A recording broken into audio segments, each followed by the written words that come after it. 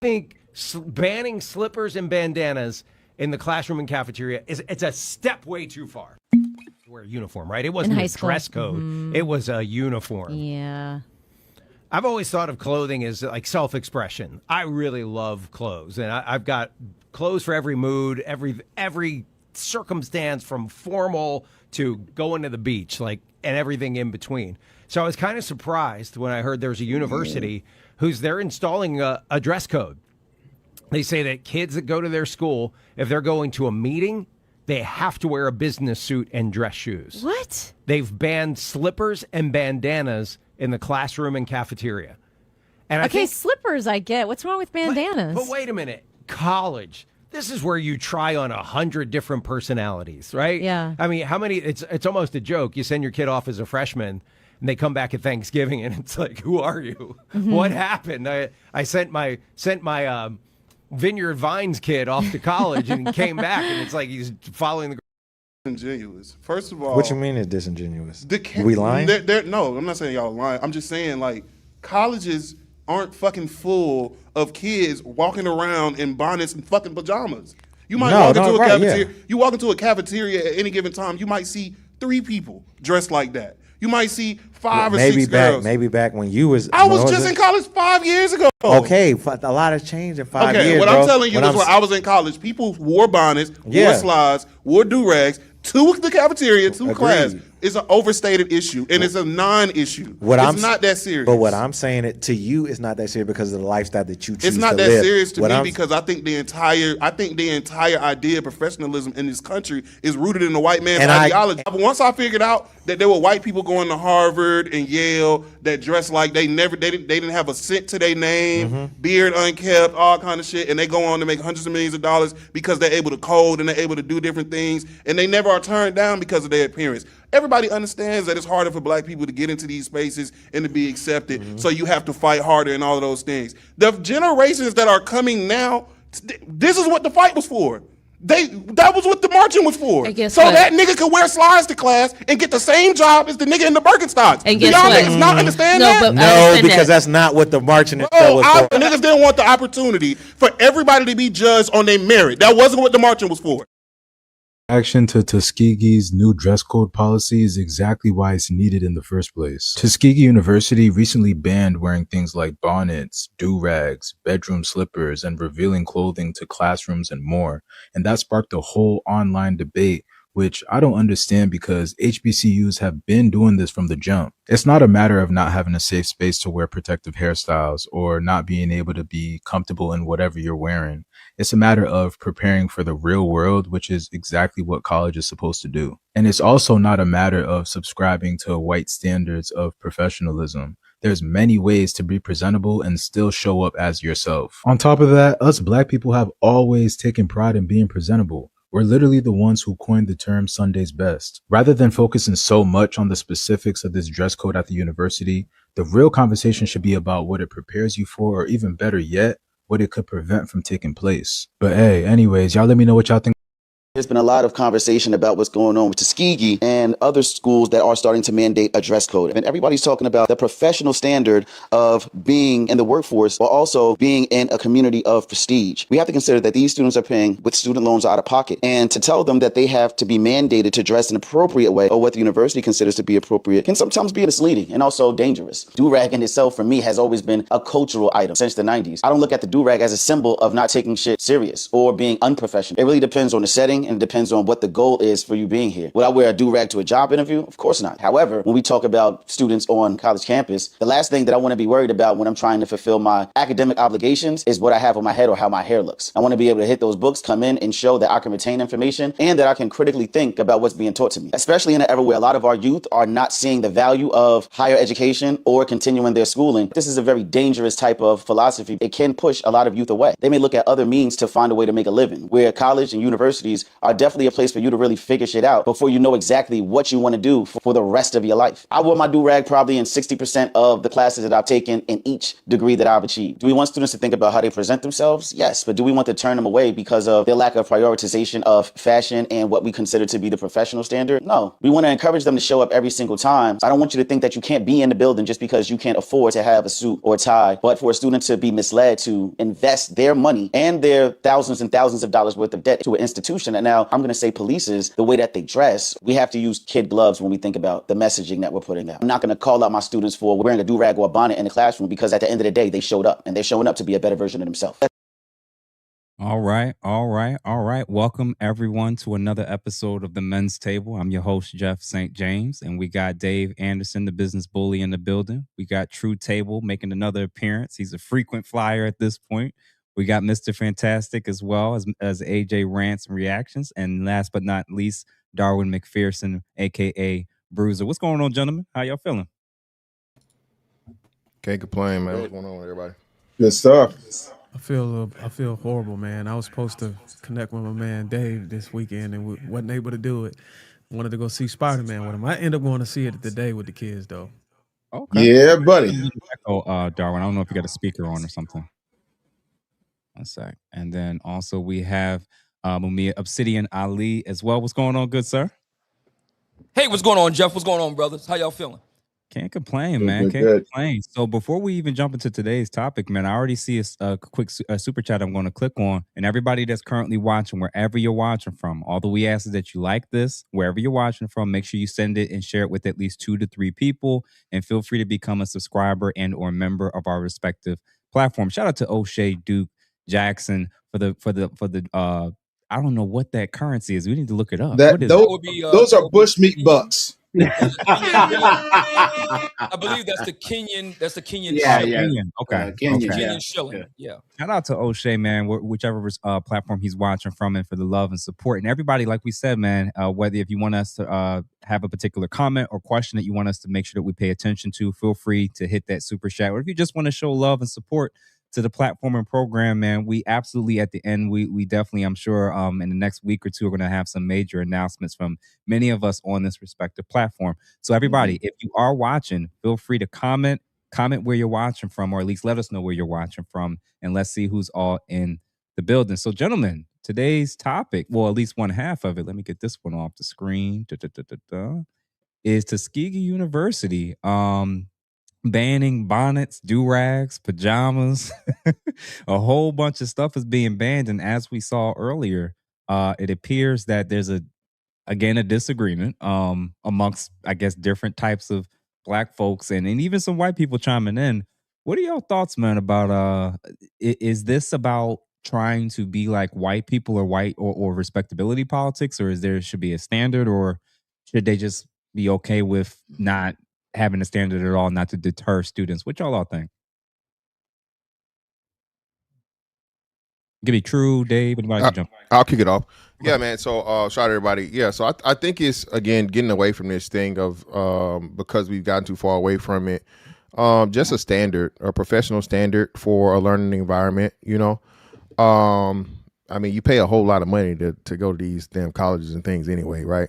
And it's supposed to be training you to get ready for the workforce in the real world.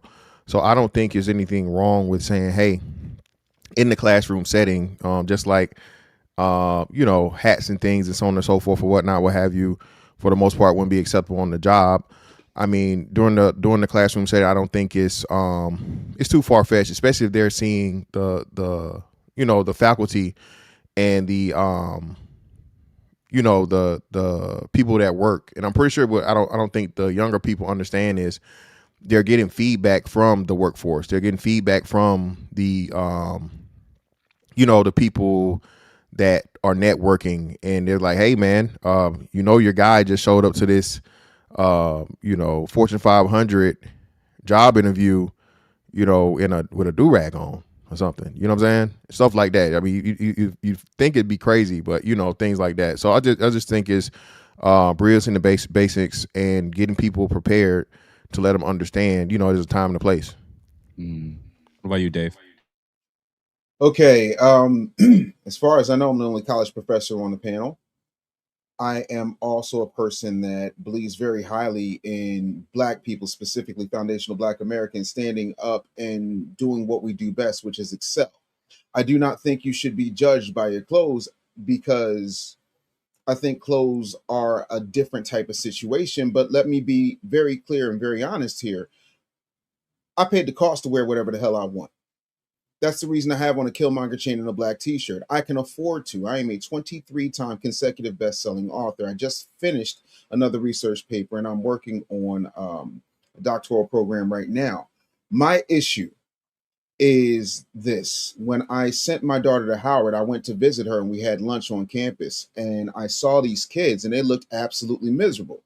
And they were dressed in really bad business suits and carrying briefcases, looked like they were cosplaying as what they were told uh, business professionals looked like. Having said that, I walked right over to them and told them, who and what I was and what I did. Having said that, my last name means a hell of a lot to me. My blackness means a hell of a lot to me. This is not the standard. Harriet Tubman wore a bonnet, but she was also freeing our people. I don't see anybody that anybody respects in the business world rocking a do-rag. The only time I was rocking one on camera was when I was growing my hair out. And as you see, I decided to cut my hair. It just became too much for me. This whole thing as if do-rags and bonnets are part of the culture. Fine, if that's part of your culture your ass to a university that's going to allow you to do that. Out here in the real world, too many people are not willing to go out here and suffer and eat ramen noodles for 6 months straight, not go without their cable or their $10 lattes, and still be entrepreneurs. If you want to be a worker bee, get your ass in the colony and bow down to whatever the queen tells you to do. And in this case, the queen is Tuskegee, and Tuskegee said, you're not doing that raggedy mess in the name of a prestigious university. You do not have to like the rules, and if you don't like the rules, go make your own. If you're not willing to do what I did in order to wear whatever you want, whenever you want, however you want, then you don't have a leg to stand on, because let's face it, even your tuition is not an escape from that, because let's face it, what, 75% of foundational Black American students are on some type of student aid, student loan program, whatever the case may be. So you're borrowing for the education that you want, and then you want to get a job on your terms, but that's not how the real world works. And that is the problem with a lot of these beta male sent manginas who are raising their children, or a lot of these baby mamas who have not had an opportunity to understand the importance of decorum. Everybody is about self, as opposed to being about the business of being Black and successful. We like Black excellence, but we don't like to be excellent in everything we do as Black people. So y'all can miss me with this. I think it's absolutely asinine to try and fight for a bonnet, but you're not fighting for the fact that the majority of our children in public schools can't read on grade level. You're not fighting for the fact that 73% of all college graduates, regardless of age, sex, gender, race, are not working in the thing that they majored in. And then you wonder why your underwater basket weaving, subterranean communications crocodile fighting degree has not paid off for you. So you're going to school to please people, and you're not worrying about school paying off for you. You're worrying about how to pay off school because you're dysfunctional. You have absolutely no skills, but you're going to be in a line talking about minimum wage. I need the minimum wage, because you haven't developed any maximum skills. Y'all can miss me with all of that. So there it is. You either want to do what I did and suffer in order to sit up here and dress like a teenager, or you can conform to the rules that you decided to adhere to when you decided to accept the acceptance at Tuskegee. Man, and real quick, True, before you jump in and everybody else, let me read a second super chat that we got. Brown Eyes, thank you for the $20. Hello, Dave and fellow members. I'm going to enjoy this. Absolutely, we appreciate it. And Jito Planet, thank you for the 2 jewels for 100. Thank you for that as well. True and everybody else, what y'all think, man? Yeah, I second the sentiment that Dave, conveyed. It just goes to show that our community still focuses on a low vibrational components that try to make up our culture as a collective, instead of focusing on the things that actually move the culture forward, the community forward. No one's clamoring for, as was said, excellence. And I think that that's sometimes the disparity. We're still trying to figure out what our image looks like because a lot of our image has been perpetuated through white media. But we're okay with it because on a casual basis, it's cool, the t-shirts and all those things, that is very much the community, relax, chill, swaggy. But I think that we need to correct in the professional sector. What does that look like for us? You're going to school to become a professional. You're going to school to be respected for your mind and your skill set and your talents. So what difference does it make on what rap you have on your head? In my honest opinion, it's short-sighted and foolish, but it goes to show that it's a struggle between ideologies and identity. A rap shouldn't define you, in my opinion. Be respected for your talents. Be respected for your true contribution to your scholastic program and things post of that. So if you telling me that you don't know how to identify in the world as a black person because you don't wear a do-rag, we got bigger issues. And I land. Damn. What about the rest of y'all? Darn, you.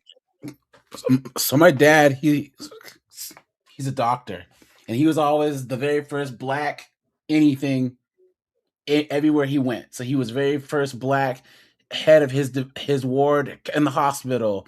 When he was in the military, he was the very first black, doctor in that hospital. So when I was young, he always put it into our heads, look, your image matters, right? We have enough struggles, but you have to get rid of the ones that you can control, right? So pick your battles and don't add any struggles that you can basically choose to have. So like how you dress, right? You can control that, right? That's one of the things you don't have to add as a struggle to try and dress a certain way that might jeopardize something in your life, right? So that was kind of the mindset he put in me as a professional. And even now where I work now, going through college and grad school and stuff, I've always been one of the only black people, let alone black males in my area. All the other black men that I work with are either security guards or maintenance men. That's fine. You know what I'm saying? But when I wear my suit, everyone looks at me crazy because I'm one of the only professional black males there. And also, you remember Kevin Samuels. He was big for pushing the fact that image matters. He got a lot of pushback because he was saying, people shouldn't be judged by how we dress, but we are, right? And do you remember for that split second when black men, we were posting ourselves wearing suits and there was a bunch of sisters saying that's misogyny? You guys remember that?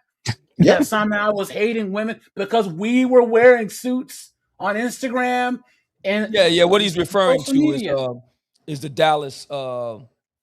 It was a movement out of Dallas. I cannot recall the brother's name, but menswear, Dallas menswear, I believe it was called, or words to that effect. And he had gathered brothers at first locally in Dallas, Texas, but then it eventually became nationwide. They would go to city, brothers would show up, sort of like a flash mob of sorts, but very peaceful. And it would be brothers from all walks of life, little boys, elder brothers, they would run the gamut. They would all get together. Mandy B and some other ladies got together. This is some years back, and they poo-pooed that. And they, like the brother said, they tried to say it was a misogynistic move.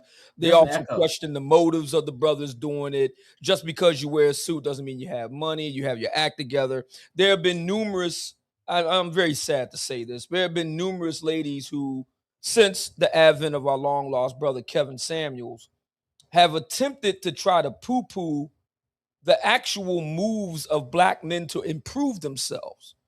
I mean, just really sit with this for a minute, because this is very important. We are actually attempting to poo-poo black men who are attempting to improve themselves, groom themselves better, be more diligent about their appearance, attempting to better themselves. We talk about the HBCUs. We're talking about Booker T. Washington, who literally founded the Tuskegee Institute, now the university, Tuskegee University. We're going to actually poo-poo black men trying to better themselves. There were actual black women. I don't take any pleasure in saying this. There were actually black women attempting to call our brother Kevin dusty How does that even work? Yeah, How does that work? I forgot about Kevin that. was immaculate, man. Whether you agree with him, whether you liked him or not, the brother was immaculate. You know, we should all be so lucky to touch the hem of his garment. And that's why they're going to, there's something, and this isn't a black woman thing, because, you know, with regard to tonight's topic, we all talked about him before. I'm trying to be very generous. Mr. Conscious Lee has attempted to make a similar argument that the do-rag issue is respectability, politics, etc. And he actually had the temerity to invoke W.E.B. Du Bois. I live right down the street from where W.E.B. Du Bois actually taught at the University of Pennsylvania. Let me tell you something, Mr. Conscious Lee. W.E.B. Du Bois, if he were alive today, he would not look favorably on the bonnet and the do-rag thing. You go back and read the Philadelphia Negro and see what he had to say about low-class black behavior and culture. He did not take a favorable view of that. And if you look at his own person, from his earliest, this is documented, you look at the photographs, when he was a young man, he was suited and booted. He was known for being suited and booted and very meticulous about his appearance. He was known for that all his life. Him, Booker T. Washington, he was another one. There is something, the HBCUs, and I don't take any pleasure in saying this. Hold on, sir. HBCUs are a reflection, sad to say, of a serious rot that has taken root in Black American life. I don't like it. I don't feel good about it. I'm not proud of it. Whether you went to an HBCU or not, whether you went to college or not, we all want to see the HBCUs do well. This is not good. Yeah. Yeah. And AJ, go ahead, Megan. Go ahead. I have a coworker who went to Tuskegee. She did her master's public health, and she said that she would never, if she can go back again, she wouldn't go. And she just said that the mismanagement, you know, the executives, the deans, you know, they're driving nice cars and all this other stuff. The student housing looks like the projects. So the money's there. It's just not going to where it's supposed to go. It's mismanagement. You know what I mean? So she said, and now that she and her husband have a child, she's like, she wouldn't send her daughter to Tuskegee unless something changes. So. Okay. Yeah, man. And I've heard the same. Everybody put the thing on mute. So somebody has a bad echo. I don't know if you have your speaker on. Just turn it down if you can.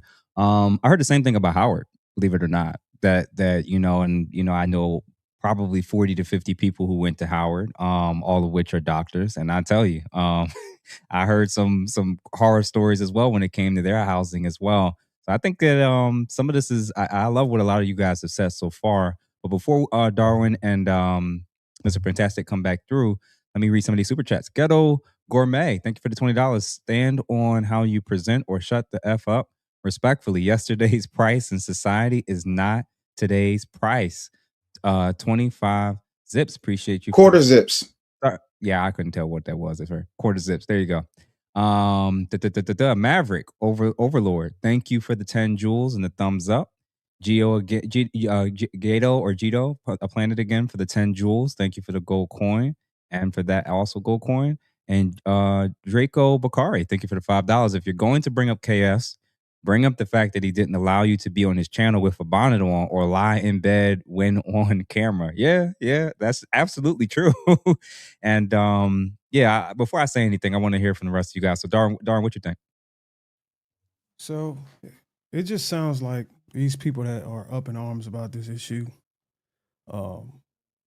just haven't accepted professionalism, you know, before they become professionals. You know, there's a great deal of people that believe that before you take on a professional role, you need to act it out. You need to represent, embody it before you get there. And you just have a group of people that just haven't accepted that. Also, I would say, I'm going to assume, I can't say as a fact, but a lot of these people probably don't believe that, you know, dressing professional is going to do anything, you know, in terms of racial discrimination and stuff, and being able to be looked at or taken serious. They probably seen it time and time again.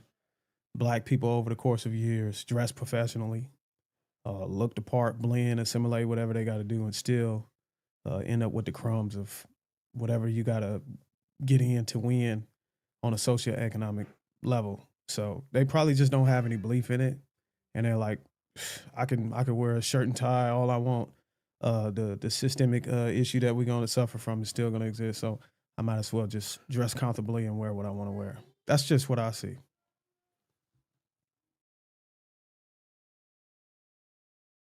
You're muted, Jeff. What I was about to say is, I think that we have to start with this conversation about respectability politics and what the people who constantly use that term, what is it that they're actually communicating? When you say Black people doing anything that's perceived as an improvement or better is trying to be white, what does that mean? If you're attaching virtue and in class and doing things that maybe present you in a better light, or even a group you're a part of in a better light, if everything positive, everything that could be even just beneficial, anything that's good, that the community is you don't want to change, that's trying to be white. I almost say, like, and I appreciate, Dave, how you, and I think a couple of you, and True, you said the same thing. We have functionally decided that Black people don't need to grow or do anything different. That's the conclusion I've come to doing this podcast and stuff for a year now. There actually is no area where Black people en masse need to change, adapt, grow, or do anything different, because every time one of these things are pointed out, it's respectability politics and y'all trying to be white. So in y'all worldview, that means us being better is reserved for trying to be adjacent to whiteness. And because we don't want to be white, we don't need to change or improve anything as Black people. We can show up and present. And I agree with what Darwin said. This starts with, what's his name? Delano Squires, when he said the vanishing Black family. I was reading his chapter 4 or 5, and he said a quote that I realized is so relevant to what we're discussing tonight. He said, they see Black leaders like Bill Cosby, who publicly address values and social norms within the community, as pushing respectability politics, an accusation that always associates virtuous conduct with seeking acceptance from the white majority. The preoccupation with the thoughts, words, and deeds of white people is common amongst modern aristocrats, in large part because they believe that whites are both the cause and cure for the negative and social outcomes in Black America. So, in other words, what he's saying is, you're not actually allowed, when you're behind a microphone, to say anything. You're not supposed to have a standard. This is no different than Black men and what they're going through with dealing with some Black women. You're told to just accept things as is, but unfortunately, the real world don't work like that. I think the guys that we played earlier in the clip that was talking about you're scaring them off, or you're going to lose them, or it should just be about whether or not they're showing up or not. These men are socially and emotionally stunted because they're infantilizing grown-ass adults. And what's the number one thing that college is supposed to do when it comes to preparing you for the real world? It's that. It's supposed to prepare you. And these are the same groups of people that talk about respectability politics, but you're seeking a degree. You're talking about respectability politics, but you're seeking a degree to use in capitalism, to work for a system. Yeah, it's. I don't know. Well, I was saying, Jeff, that it's war, right? Working, being out here, especially as Black men, we're in a fight, right? We are.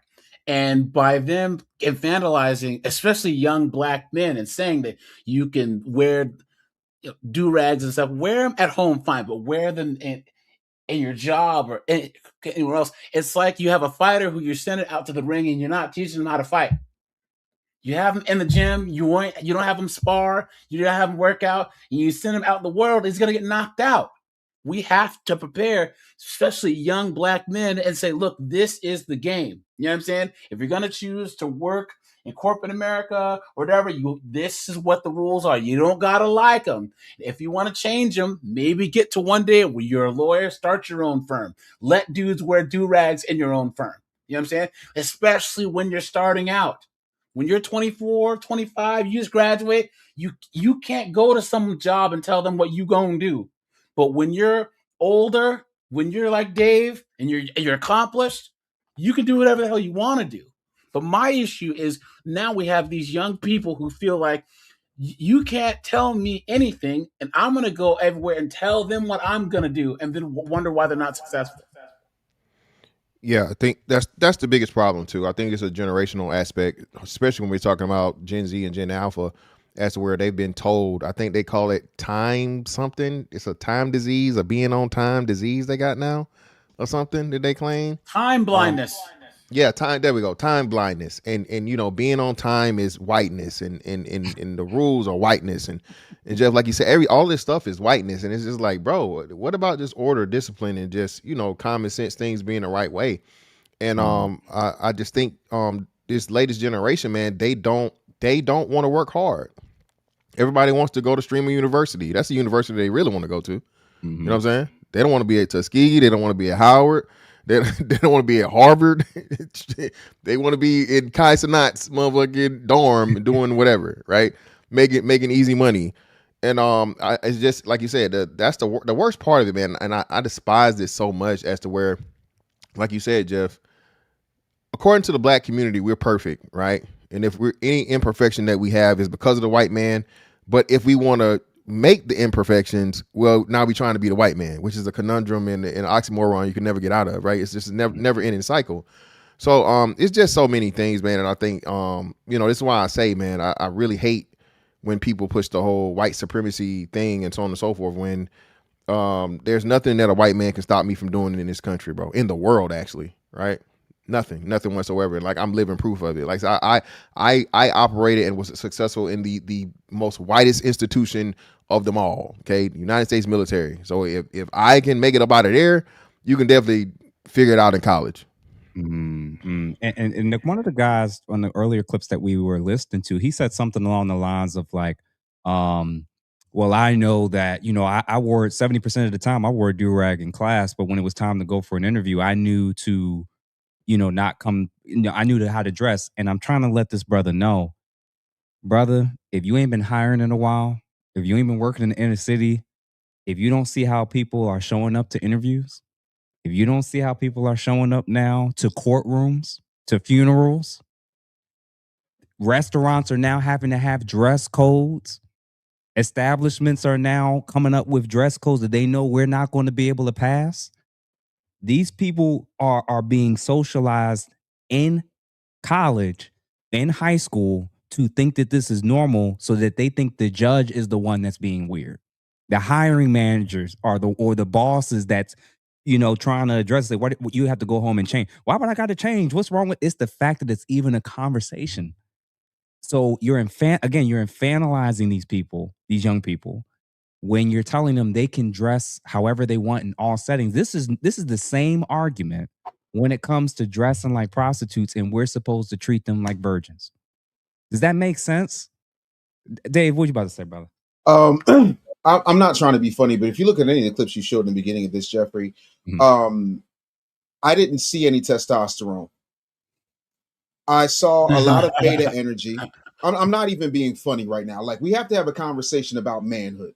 And that doesn't mean that I'm sitting up here act like some type of alpha man, super bro. But what I am saying is there is a level of responsibility. Whether I am sick, whether I am tired, whether I am depressed, I have people whose lives depend on me performing. When you do not have the ability to be responsible and accountable, you cannot function in society. That is beta energy. Well, I'm wearing my do-rag, and I wore a do-rag right before I came on the show. It ain't on now is it? The other part of that is I dress how I want to dress when I want to dress, but I understand the rooms that I'm in when I'm going in there. When I got my first Forbes article, I wasn't wearing a t-shirt. When I was an Entrepreneur magazine, I wasn't wearing a t-shirt. because I respect where I was. When I met 4 presidents, I wasn't wearing a t-shirt. I am sick and tired of people acting like low-level thinking, low vibrational thinking, this loving hip-hop, Andy Cohen, loving basketball, love is blind, pop the balloon BS is going to carry you Negroes. And it's not. And that's why nobody takes a lot of us seriously, because the ones of us who sit up here, even Malcolm said this, it'll get to a point where good people are made to look evil and evil people are made to look good. We start shooting for ratchetry. Y'all sat up there and y'all platform people who don't make any sense. When Sidney Starr destroyed Chingy's career, we ain't say nothing. Now Sidney Starr is out here plugging little boys, allegedly. It's beta male energy. It is crazy town, and you have let the Joker run Arkham Asylum, and you're now mad at Batman for putting him back? Like, your thinking is off. The other part of that is none of these people have ever signed the front of a check. They're busy trying to sign the back of ones. They're actually taking out more student loans so they can go to the mall or go online and buy some stuff so they can impress people while they walk to class late. People know if you come to my class late, you're gonna be. I'm. What's my man? Close the doors. Close the door. Lock the doors. Lock the doors. I'm not playing that. You want to know why? My grandfather had a 6th grade education. He had 7 children. Each one of them, with the exception of my aunt, who worked for the state and retired in a big old house in Orlando, have at least a master's degree, if not a doctorate. My mother went to an HBCU. She went to Cheney University, and she got her graduate degree from the University of Pennsylvania. So you got HBCUs, Ivy Leagues. My uncle was a teacher at MIT, was one of the team that invented the Jumbotron. I come from a certain level of excellence that when you see me, and I am not perfect, I am not some type of, moral authority on anything, because I'm a fallible human being, and I've always copped to that, unlike Roland. The difference is these people out here think that it's okay to just do whatever they want to do with absolutely no consequences. That is not how the world works. And by the way, I am so tired of Black people talking about white supremacy. Jeff, do me a favor. You're a clinician. From your interaction with me, can you tell me the white man who's supreme over me? I haven't found one yet. Other than what about Darwin? Is there a white man supreme over Darwin? Fantastic, true. Mumia. What about you, Jeff? Did you find the white man that's holding you back? Nah. Because I'm dyslexic, I got dyscalculia, I got a speech impediment, and I speak all over the world. I'm trying to understand why people who have none of my issues can't get their ass to class and do what they signed up to do. That is beta. And campaigning for the lowest level will get you beneath where you're trying to go. But don't mind my listen to me. Now, real quick, before everybody else jump in real quick, I want to read some. Am I better now, Jeff? Yeah. Is the echo gone? Okay. Yeah, I want to read some of these super chats real quick. David Dixon, thank you for the 1999 as a Tuskegee University alumni, class of 2018. Shout out to this brother, man, an engineer. Electrical engineer at that. I can tell you a dress code already was in effect, specifically for class. It had to get really bad for our president to come out and make this code. Wow.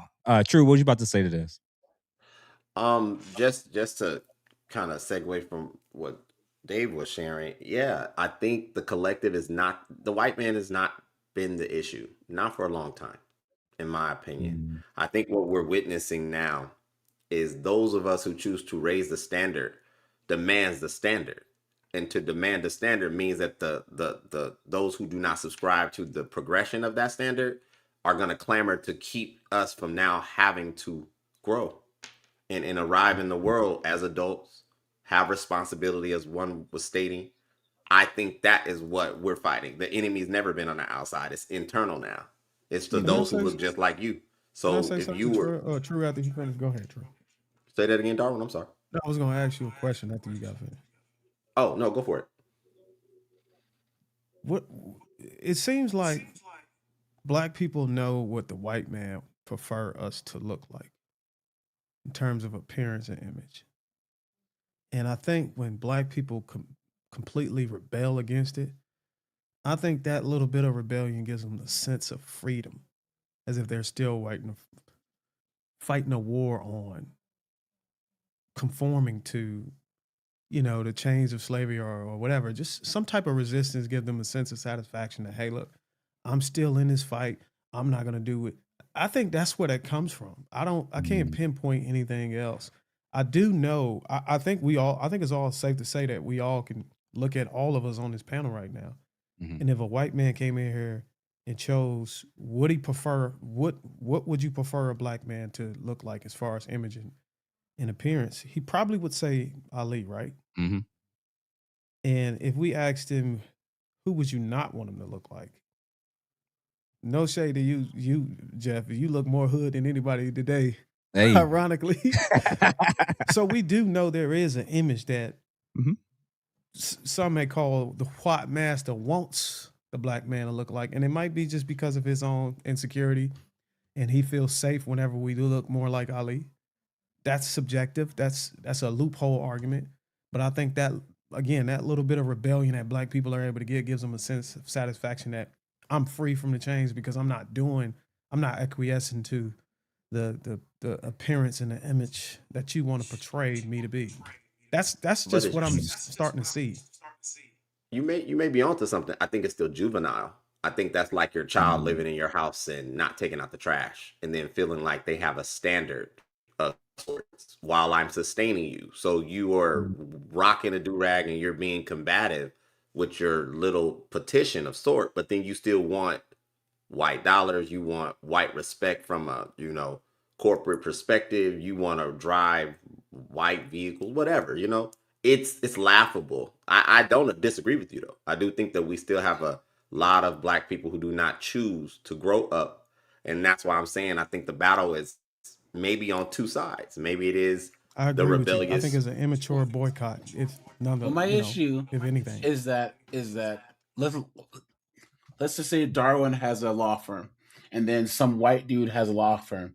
There's some of us who will dress up for the white man's firm, but then see that Darwin owns it, and then not dress up because we don't hold each other to that high standard. We see, oh, this is black owned, so we don't have to do said standard because it's us. And that's harmful too, because how are we supposed to compete as business owners, as CEOs or whatever, if we can't hold our employees, especially those of us who want to employ people who look like us, have that same standard? If a client comes into the firm, right, that Darwin owns, he wants to say, look, everyone's professional, everyone's dressed good, in the same way that Steve over there does it, right? But then you'll have people who'll be like, oh, Darwin, man, what's up with that? You'll take my do-rag off. It's like, yes, I am. You know what I'm saying? I'm trying to make money over here. You know what? I'm glad he brought that up because I think that sounds like what they did to Kevin Hart on Soul Plane, right? How all the black people saw that, oh, that's a nigga. We just gonna go in here and original shenanigans, right? Yo, but Darwin and AJ, what y'all reveal, now that I think about it, what y'all reveal is we have such a lowered bar of expectations for our own. Not meaning the people in the panel, but you get the people who are constantly having this argument that this is why you think anything better than what we're currently doing is white. I was like, that is the ultimate form of white supremacy to me. Is that you have a view of low expectations in all areas when you don't now. I don't know if y'all peeped. One or two states they're trying to see if they can pass African American vernacular as a curriculum. California is the first state that's trying to pass it where they can write. Darwin, I think that's you with your speaker. What was I about to say? They're trying to pass it so that it could dumb down the expectations so these students can get away with writing and using slang all throughout. I'm like, this is not going to help you in a bunch of different domains and spaces. So it's that they're lowering the bar of expectations when it comes to black people, and it's setting us up for sabotage in the future. Jeff, real quick, I want to make a point. Of course, it's happening in California. You're talking about the governor of California, and when he was running, he said he was going to lower the homelessness. Then, when he started doing his soft launch campaign for the presidency of the United States, he sat down with yet another beta and said, I'm not trying to impress you. I'm trying to impress upon you. I'm like you. I'm a 960 SAT guy. he automatically came off like black people's standard is stupidity, ignorance, and an inability to be well read, well educated, well spoken. That in and of itself tells you absolutely everything. You will know the tree from the fruit that it bears. This is what happens. You got these white liberals all over the place playing in our face. Look at every single densely populated black area and go look at their test scores. I'm talking about in public schools, whether that's Atlanta, Georgia, Philadelphia, Pennsylvania, Baltimore, Maryland. I could do this all day. LA, the only place that is the exception to that rule is San Francisco and Fresno. So when you look at Gavin Newsom's state, this is exactly what they're talking about. Now, if you want to talk about something that is bigoted, that's what that is. Is it white supremacist? No, but it is racist as hell. But we tolerate it, but we're up in arms about do-rags. Make it make sense to me. That's it. I ain't got nothing else to say until we talk about Roland. I'm good. I just don't know like why that would be the hill that you want to die on. You got all these things to worry about, and you're gonna seriously fall on that sword. It doesn't make any sense, guys. I've never had to do rag. My dad was always very like, yo, you gotta have a certain look. So this is kind of alien to me, but I think the point about the AAVE, back to that, we're old enough to remember it in the 90s when they tried to do the Ebonics thing. They've tried this already. Why is it that foreigners come here and they have to do ESL? They have to learn correct English, but they're going to take the only kids in the school who don't have to learn it are black kids. And if that doesn't tell you all you need to know for these California politics, and that doesn't sum up everything that white liberals think about black people. And I quote that idiotic New York governor. You remember? Their black kids don't even know what computers are. Oh yeah, what was her name? Was it Hochul? Hochul, yeah. Yeah. Kathy Hochul. Kathy Hochul, yeah. Art for Papers, $9.99. Tuskegee Business Class, 0910. Required ties, banned polos, Zuckerberg and fellow billionaires skip suits entirely. Professionalism is usually pitted against black attire, even hairstyles. And this what is black attire? So again, it has like in my head. Whose thing is still up? My bad. I think I don't know why it's me. I think it's me, but I clicked my thing. I don't know what's going on. I think you're fine. Yeah, but here's the issue. You can't have it both ways. You cannot have it both ways. You cannot say on one hand, I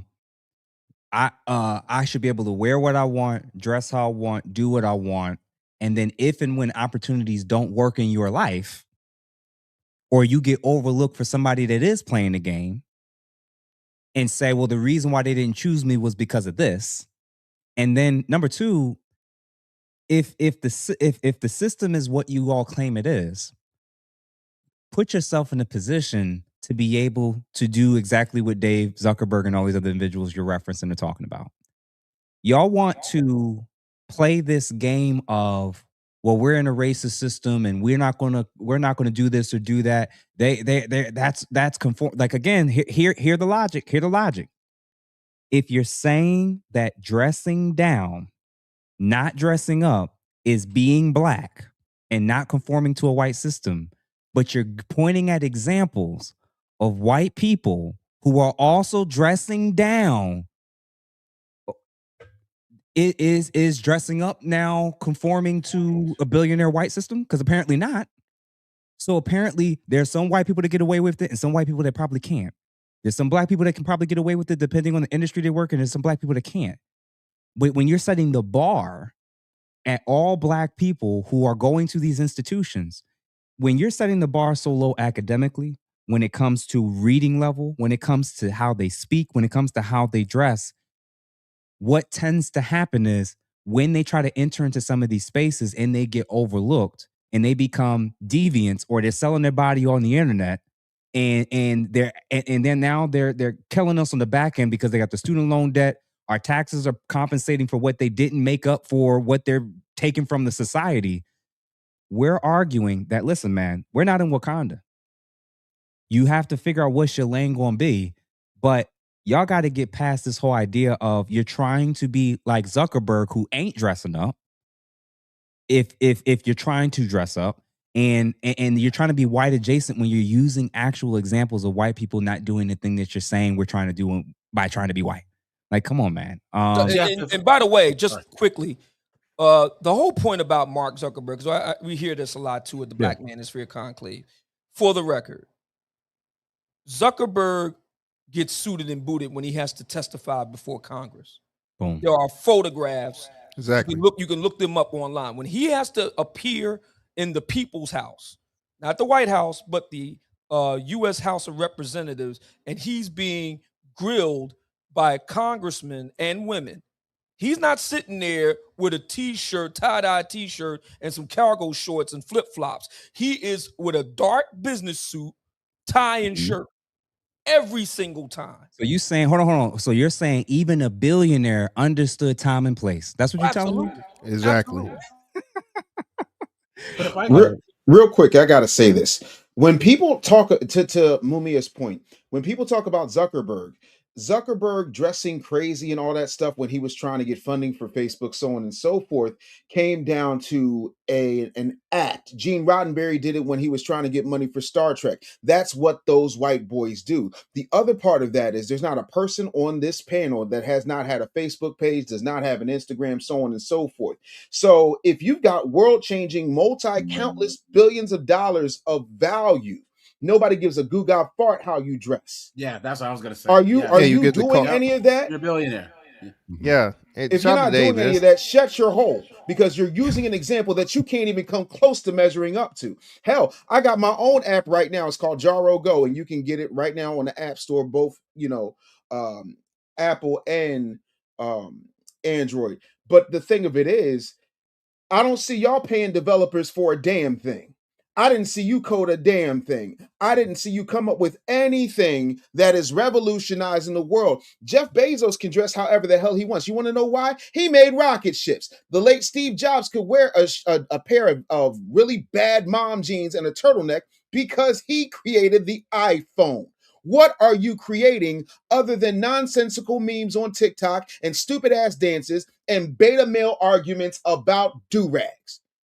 This is what we're dealing with. These are the people who are going to bury us when we're old. I'm not impressed, respectfully. And exactly to Obsidian's point, man, like even the very people they're going to use, we're going to find them in certain settings and certain venues wearing suits. So they figured out time and place when it's effectual. And again, if you're Black in a racist system and you're trying to put yourself in a position to be taken seriously, there are certain industries where they're more lax when it comes to tattoos, when it comes to, and again, me working in mental health, I saw it, I saw the different way. I even saw the shift of how I was being treated when I decided to cut my locks off. Now I could try to go against the grain and try, but I saw the night and day difference. And so, and again, it's still a personal choice to me. But I think we got to start rooting our Blackness strictly along the lines of whether or not whether or not you're allowed to sag your pants, whether or not you wear something that you sleep in. It's supposed to be a protective style to help your hair stay looking nice, so that it looks nice when you come out in public. And we don't get to see the hair because you still, man. High Vibe 01. What we got? Temple University alumni here. Thank you for the $20. The issue is poor housing. Students are being put up in hotels. TU or Temple University costs Tuskegee. Oh, Tuskegee. Okay, 1 second, because it's still Tuskegee University's $30K a year. Students are saying there is no durag bonnet issue. The admin is throwing students under the bus to protect their image. Listen, I don't against this. I hate to break it to you, but if you've been anywhere near HBCU in the last 5 years, this is not unusual. I saw this as a problem at PWIs. So and seeing what we're seeing in a lot of the schools on the lower levels, I wouldn't be shocked about this. And again, there was another alumni who said the exact opposite. But appreciate you for the $20 support nonetheless. Mike Trimmer, thank you for the $199. None of this will ever change until the Black community comes together as a whole and denounce ignorance and low-level behavior.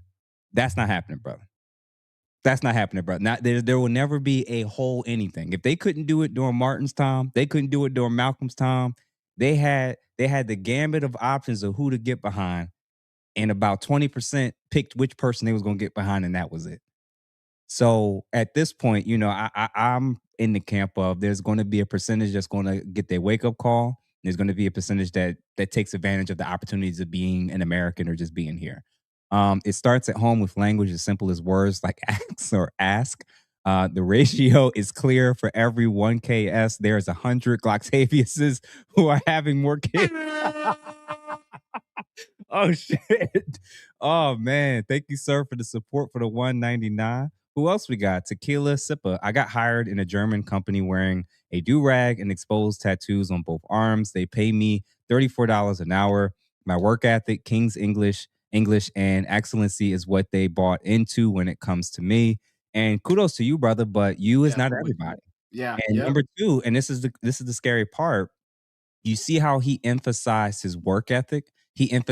You see where his bar was at the work ethic. His line was at King's English. His line was at quote unquote excellency in terms of whatever that looks like. You do know there's black people that would say those very things you listed off is trying to be white adjacent. White. Just especially King's English.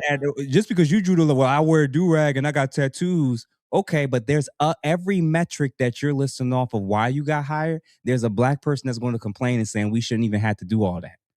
And that's the point we're making. That you have the standard for the work ethic.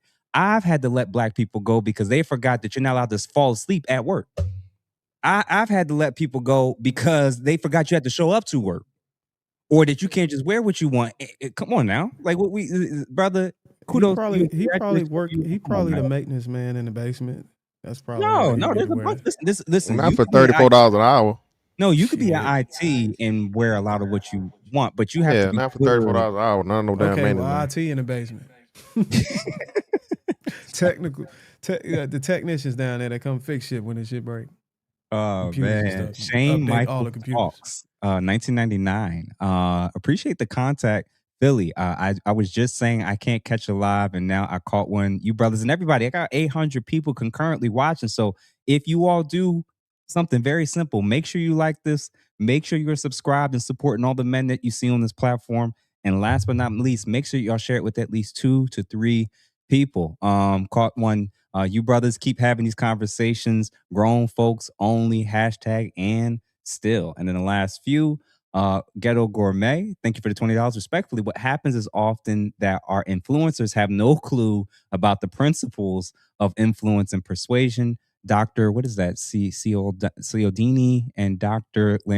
Lombardo. I need to look those people up. I'm not sure who that is. But thank you, sir, for the $2 for sure. Gito or Gato Planet, thank you for the 2 jewels and 100 as well. Construct Icon, thank you for the 199. Let's Grow Like Groot from the Root Black Men for sure. 26 Social Butterfly, thank you for the 10 jewels. Hiding. Lincoln Ward, thank you for the 5. If your child is in college and not versatile enough to meet a simple dress requirement, you failed as a parent. Damn. And I'll even argue this. If the first time you're hearing this is in college, that is a reflection of poor parenting and preparing your child for the real world. Now, again, if your expectations is that your child is not going to make it outside of the, 20-minute radius from the house, especially if they live in an urban setting, that's cool, I think. But if you're planning on your child going on, like the drawback of HBCUs, and I've been to some, and I won't name particular ones. Some of them that are a drawback is the ones that do not emphasize what we're talking about tonight. They're not preparing many of their students for the real world, because when these students leave, the most black people who are going to be the most tolerant of you being able to wear whatever you want and come in and however you want is in that space. By the time you leave that space of all that infantilization and coddling, I'll phrase it this way. I've had people from Lincoln University that applied. I had white coworkers around me, and we all had to look at 20 to 30 resumes at a time. And I have heard them say, and I came to the conclusion as well, when it comes to mental health, we will not be even calling or interviewing anyone from Lincoln University based off of how the interviews went and based off of how they presented themselves. Whole university gone.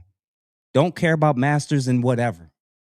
It's clear they're not preparing y'all to be ready on day one in terms of what professionalism is and looks like. We decided as a team, both individually and collectively, we don't hire from Lincoln University.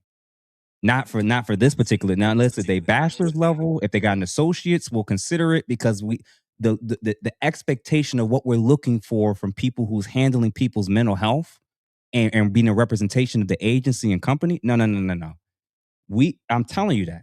And I'm telling you that on the other side as a hiring manager. They would. You know what's go ahead. You know what's wild, Jeff? As we were talking, you know what the security guards wear at the fashion houses out here in California, and most of them, if not all of them, are black. What? They wear suits and tie. You can't walk into a Tiffany and Co., a Bottega, a Louis, and there's black people. Literally, like 90% of the time, black people that are security, but they in suit and tie as security guards. This is blasphemous, but nah, man. The first guy, Daniel Manning. Thank ACU. Thank you for the $99.99. Real dope show and topic. Gentlemen, keep it going. Brothers, going to work it out. Salute, Dave. Thank you, sir, for the $99.99. Jeff St. James's loud voice. Thank you for the $2. When I was in Ghana, they had the same issues. Yeah, man. Medium EE. Thank you for the 5. It's called the soft bigotry of. I couldn't get it for the life of me. The soft bigotry of low expectations. I have heard this a million times, and it's absolutely true. And I think this is unfortunately an example of it. So thank you, Medium E, for that. Feather Moon. Thank you for the $2. I'm from California, and Dave was cooking. Facts for sure, absolutely.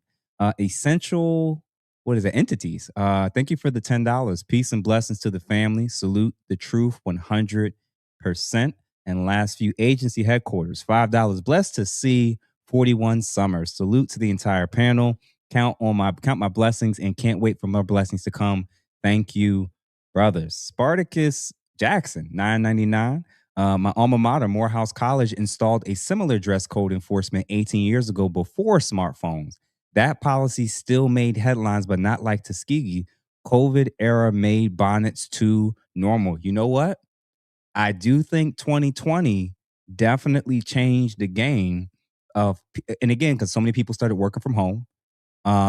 It changed how people perceived what they need to do. And the problem is like if you don't know the environment that you work in to know whether or not you need to show up in a particular way and you just assume, it can cost you opportunities.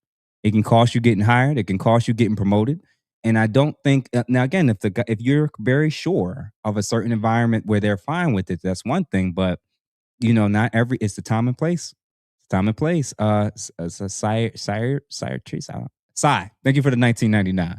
I'm glad fellas are standing up for this. When you don't fight, standards go away. Absolutely. Look at the church. Look at hip hop. Anything goes. Look at relationships. Salute in standing against the normalization of ratchetness. Sup, fan? And panel. Appreciate you, good brother, for the support for sure. Still human made. $20 ban do-rags and bonnets. Calling it rebellion versus oppression is a weak boycott. Real power. Damn. Learn a non-colonial second language and build companies, cars, hotels that keep our dollars circulating, not fashion statements. Yeah, man. I really, really, really want the people that are telling the younger people and people that don't know any better that you don't have to change anything about yourself to get to do business or do work with other people. That's not the real world. Like it's a transaction where there's expectations on both sides. And I don't think you realize like even the places that if 9 times out of 10, if you're going to college, more than likely you're not starting off going into business for yourself. It means you're trying to work for someone else. So if you're not familiar with this, if you don't do an internship, if you don't ask older people who know better and you're asking your peers and people who, like Dave is saying, Jesus, man, y'all setting folks up for failure. Still human made. Thank you for the 10. Sounds morbid, but real gains in Black self-esteem, group trust, and high level economic competition may require certain generations to age out before stronger cultural norms can take hold. The problem is, bro, we talking about Gen Z now. We're talking about Gen Z now, where, you know, this is not just the problem of the older folks who are part of the issue. It's younger people as well who unfortunately have this mindset. Trackstar, thank you for the $10. Please talk about sagging pants too, man. I still see grown men sagging their pants. It's so embarrassing. I tell the cleaners when you do it, they see me as doing it too, and I'm a lead avionics engineer. Damn. And then Alpha J, thank you for the $199. Mandatory 3-year National Guard reserves everyone. I don't know how y'all feel about that, but thank you for the $199 nonetheless. Now, gentlemen, to our final half of the show real quick. Roland Martin, Dave's favorite topic for this evening. Hold on, is anybody on the panel not unfamiliar with what was going on? What came out with Roland last week? I'm vaguely familiar with it. I heard about it in passing by way of Miss Tasha K. Swollen colon rolling. And there was a number of things that she had said that she alleged with regard to Mr. Martin. And then before coming on the air tonight, I saw something else, and another gentleman that I'm not familiar with. He, I guess you could call it, reported some additional information. So that's the extent of it for me. Okay. Well, let me see which one we're gonna start with first. All right, Tasha K reported, allegedly, it's absolutely insane that I just received stills from a video allegedly showing Roland Martin inside a woman's home, not his wife's, laid out on her bed, appearing to be pegged. The fact that cameras are set up in the room, the fact that he allegedly sent her pictures of himself in his G-string, this is only the beginning. I wish I could unsee this. Yeah, we've reached out to his team and are waiting for a response. Everything is allegedly, even my name is allegedly. And she continues, update, Roland Martin's team has confirmed to my team that the stills I received from him appearing naked in the woman's home, that's not his wife, are 100% authentic. He says he is being extorted. Now, mind you, she's referenced and said in those same stills where he apparently was quote unquote naked, that he was also getting pegged. Now, apparently he didn't speak to that part. And it says he is being extorted. He also proposed that he would be suing if we or any other blog disseminates these hilarious ass images of him appearing to be in a leopard print thong. I'll be breaking down everything. Oh, yeah. Now, just to hear her kind of break it down briefly. Oh, my God. Martin's lawyer says, hi, Tasha, this is James Bryant, Roland Martin's attorney. I spoke with Gary Bernstein, who's my manager, this morning briefly about the Roland Martin story that you planned on discussing. And he let me know it was best to speak to you directly because they know to come to me. He said, I do believe he relayed to you some of what we discussed with regard to my client being involved in a revenge extortion scheme for the past 2 years, okay? And being unlawfully and secretly recorded by the woman and her accomplice. Apparently, this guy and that woman worked together, and per her, she did this on behalf of the gentleman. Wow. He's saying that this guy here, Lamont Clayton, who you can find on Instagram under Lamont Clayton, is, I guess, has extorted plenty of celebrities. And one celebrity that they pointed out that he extorted and was successful with was Jamie Foxx. Who do you want to speak about? Rolanda Martin. Let's talk about her. You know what? 2026 is the year of these like so-called black elites who be like trying to talk down on the black community and, you know, be all these political shills and stuff like that. They are all finding out. Like you saw what happened with the one who's supposed to be Florida governor. Andrew Gillum.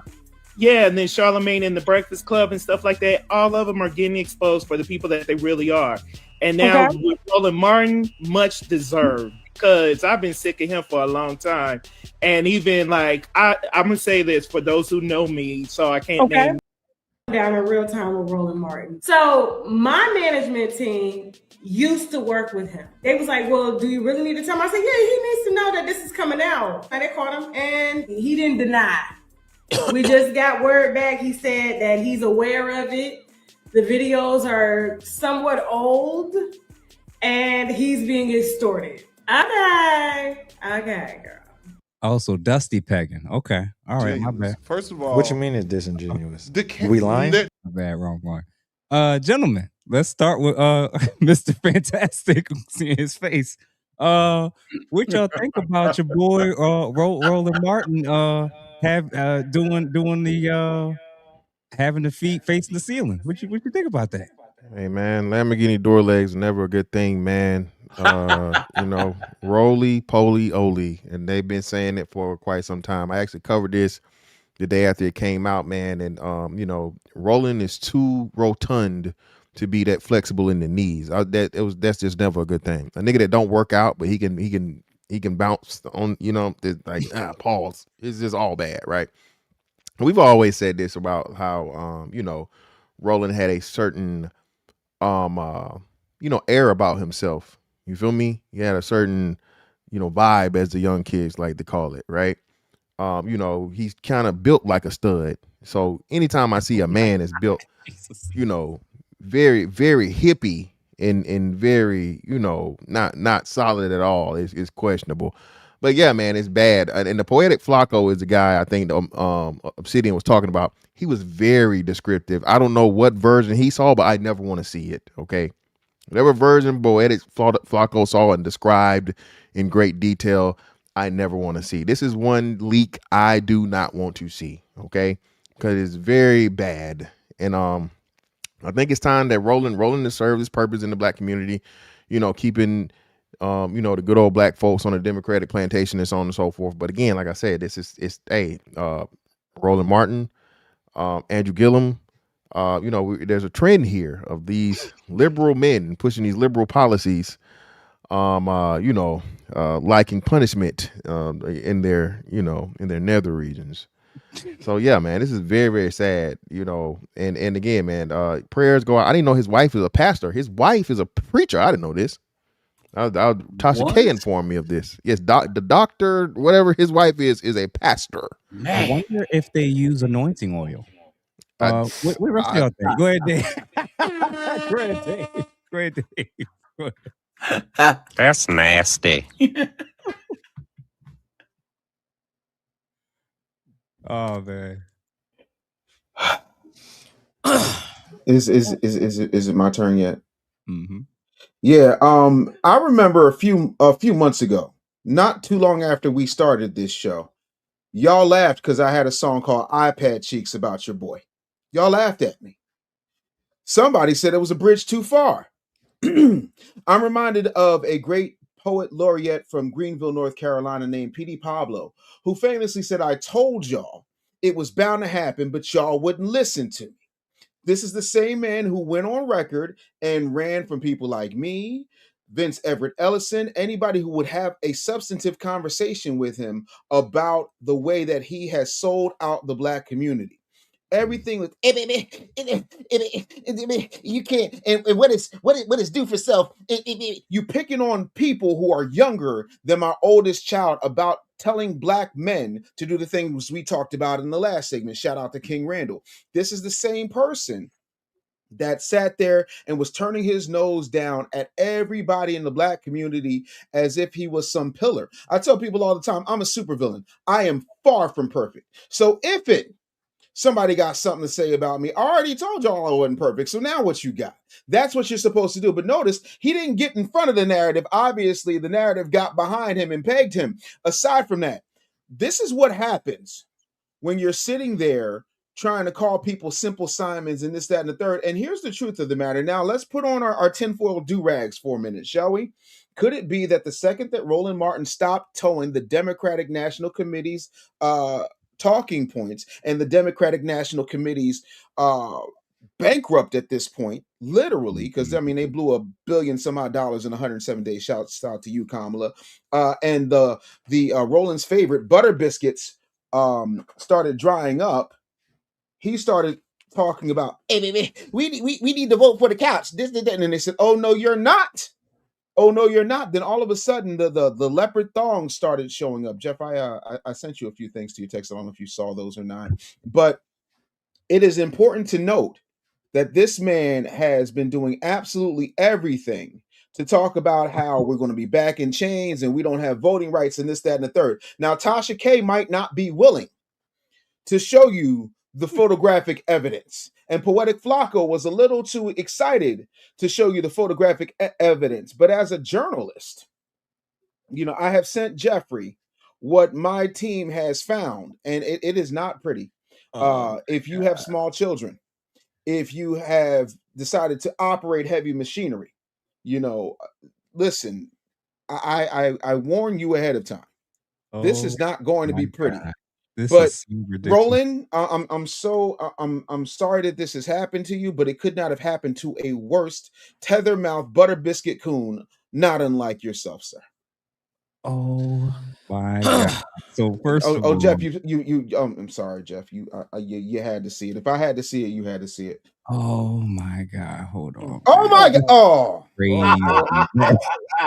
my God! And look, he's on his iPad again, looking at cheeks. So I thought that this would be appropriate. Some of you may have heard of this before, but I'll read it briefly. I've seen your picture, your name in lights above it. This is your big debut. It's like a dream come true. So you won't smile for the camera. This nigga got his hands in his skin. Know that he got his hands in his skin pockets. He got pockets in his leg. It says here, I like your pen sheet. It is crazy. I'll keep it in your letter, done up in blueprint blue. It sure looks good on you. And when you smile for the camera, I know I'll love you better. Peg, it will come back to you. Peg, it will come back to you. Then Lord. and you'll see it all in 3D. It's your favorite foreign movie. That's the song, the classic song, Peg by Steely Dan. By the way, did you know that Michael McDonald actually sang on that song, Peg? I did not know that. Yeah, my favorite character on Married with Children was Peggy Bundy. Yeah. Look at this picture of Roland, guys.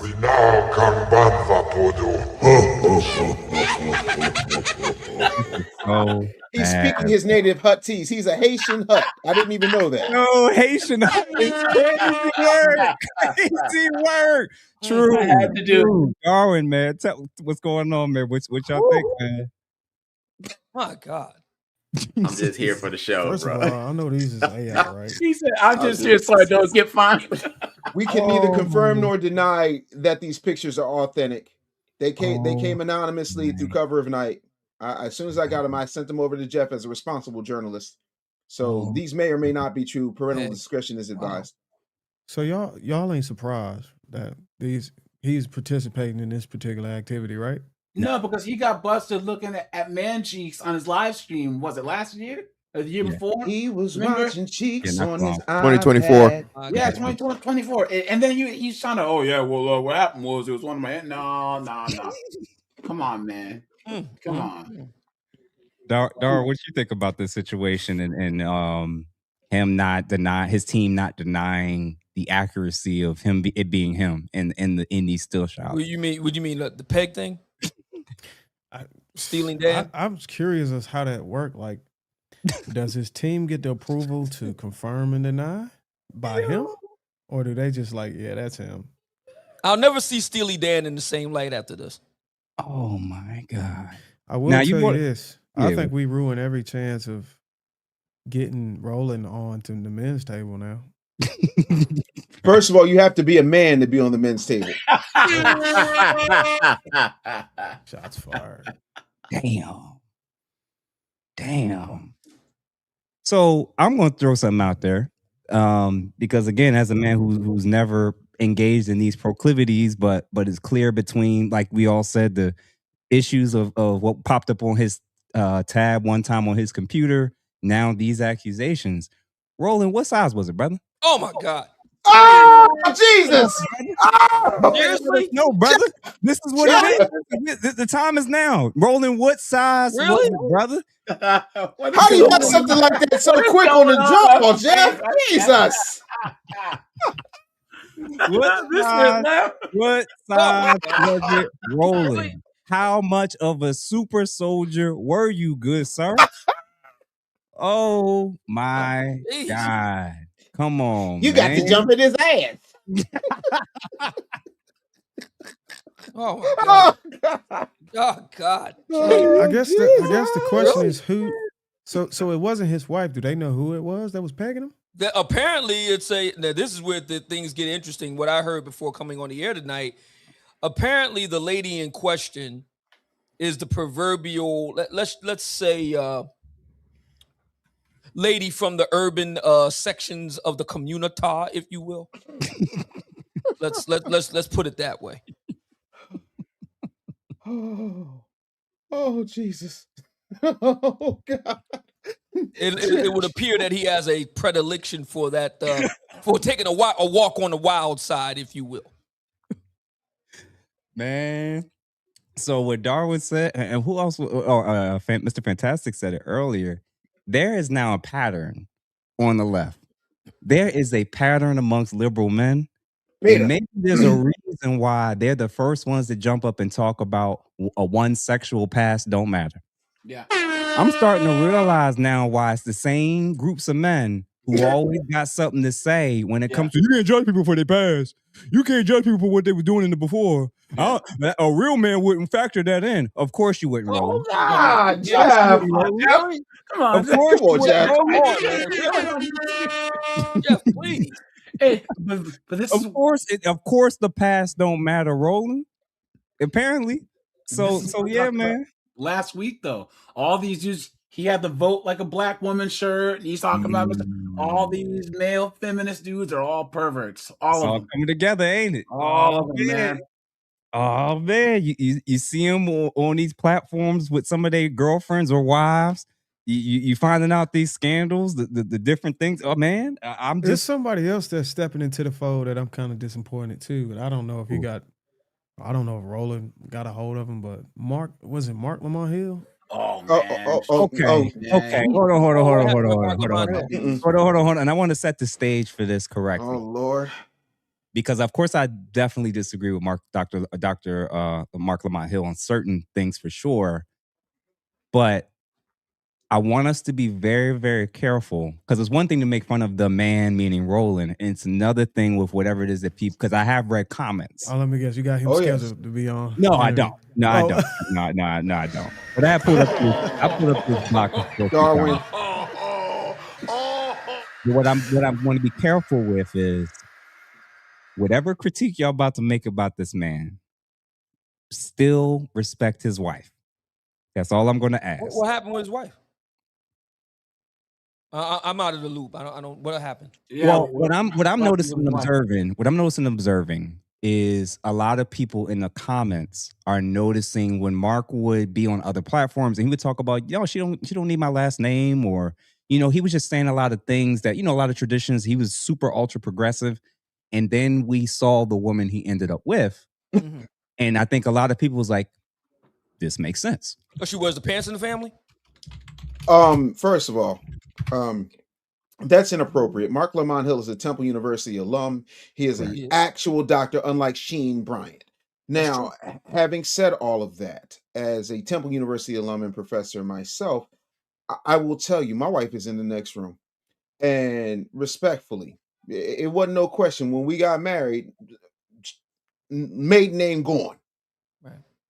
Now y'all can call that whatever you want. She calls any man that has that type of level of tradition, what does she call it? Delicates. But the most delicate person I saw when she was sitting across from her husband was her husband. Absolutely, it's very delicate in the way that he operates. If you can't be in charge of your home, listen, you ain't got no room to say nothing about nobody, respectfully, because I will die on that hill. So the deal with Hold on, Hill is his wife wears the pants in the family. Do I have that right? Well, I've never been in his home, so I can't speak to that. I'm just Yeah. saying he has a different demeanor when he's sitting there on that podcast across from his wife than he does when he's on other shows. So when the wife from is what on I've the set, observed, it hit a lot different when the wife is on the set. Y'all remember Akash and his wife, what was her name? Jasleen. Do you remember how she would say things in contrast, say things about the people he was working with? Hold on a second. She would say things about the coworkers he was working with, and she was kind of inserting herself in like their affairs and bringing a lot of unnecessary attention. She's not quite that, but she did already make certain comments about like their platform and what, how conversations went. And they are public figures. It's just one of those situations where the comments at times if and when she's spoken out, it was one where I think people were disappointed in Mark, where it's like you're accomplished, you have a lot of clout, you should be getting a certain amount of respect. And at baseline, I think people aren't feeling comfortable with a black man, again, being in a dynamic where they're seeing him be a shell of himself when he's sitting in front of her versus all these other platforms and people who he engages with. It's very interesting to see the noticeable change with him. But what about Mr. Fantastic? Have you seen anything, or Darwin? Have you? Well, Darwin, you brought him up. So what are you thinking about him, and why do you say that? Well, I used to look up to him. I mean, not look up to him. I just to think better than what I do now. Whenever he was, on the front lines as far as fighting against police brutality. Mm-hmm. But now he's in debates with. I think the last debate I saw him in was with Candace Owens, and he was trying to. Yeah. He was trying to argue that a trans man is a woman, and I was like, that men can get pregnant. I was like, wow, bro, you hitting an all-time low. And then he also, I think he was on Joe Budden podcast talking about, and I think one of y'all brought it up, the last name thing, saying, I think they was talking about accepting the woman not wanting to accept her husband's last name. He also talked about that he's a partner and all this other stuff. It's just somebody who's so passionate about something so strong. Just to see him fall back is almost like you can detect when these people are kind of bought out by these politicians because their demeanor, their angles start to drastically change. Just so much contrast between it over a course of years. It just made me wonder. Like, I mean, I think I had Dave on my channel one time was telling me how they will fund a lot of these creators, a lot of these people that come out here and speak to I think it's to drive votes, right? Mm-hmm. I think that's unfair that's like cheating, right? Ain't that like going behind? Both sides do it. Both sides. So you're saying the other side do it too? Oh yeah, especially this last election. They skipped over regular media and went to platforms and podcasters. I'm fine with it if they already had the mindset that's geared towards that, but making them change it just for the sake of vote, I think that's just nasty work. I think the issue, Darwin, is that people were acting like, oh, it was only the right-wing side that was getting funded and all this other stuff. And then a report had come out in like 2023 or what was it, 2024, kind of like David Pakman and all these left-wingers were funded by literally government NGOs. They're literally setting them up and then paying them, $15,000 to $20,000 a month or whatever to say the stuff that they said. And there was this one OF chick who was one of the girls who was going around saying, oh, sex work is real work and blah blah blah. And then last year she was on a podcast, and it was her and her other friends saying, yeah, we were paid the whole time to do the whole feminist OF empowerment thing. They're paying us $8-9 grand a month to go on these podcasts and make content, all this stuff, pushing this whole female positive agenda. And now the money's dried up, and almost the first thing that they do is say that it was all cap, because then they can make more money getting clout off of exposing the truth. Did you have a conversation with Officer Tatum yet? Cool, man. Yeah, I had that back in maybe November. Is there any contrast between how his views are now versus whenever you talked to him back in November? He's exactly the same dude. Exactly the same. I Yeah. think Isn't there? I think it was Jubilee. He was debating somebody on. Yeah, I saw that Oh, crazy. Dave, you made a great point. You said there was no FBAs on that whole surrounded thing other than No. Officer Tatum. That I was watching you earlier. You made an excellent point. That Yes, sir. they couldn't find a single FBA person out of 20 people on that whole panel. Absolute clown world. True. What were you about to say? I was just posing a question. Do you guys think that the overall media arm, when it comes to our dynamics between us and typically, our black women, that they're not comfortable with seeing a dominant black man in rule of his household? Show me the dominant black man anywhere in media, anywhere in entertainment, anywhere in society, any reality show. Don't worry, I'll wait. All you see is buffoons, thugs, drug dealers, or simps. You do not see anybody saying, no, this is my house. I'm responsible for good, bad, rain, shine. It does not happen. And that is by design.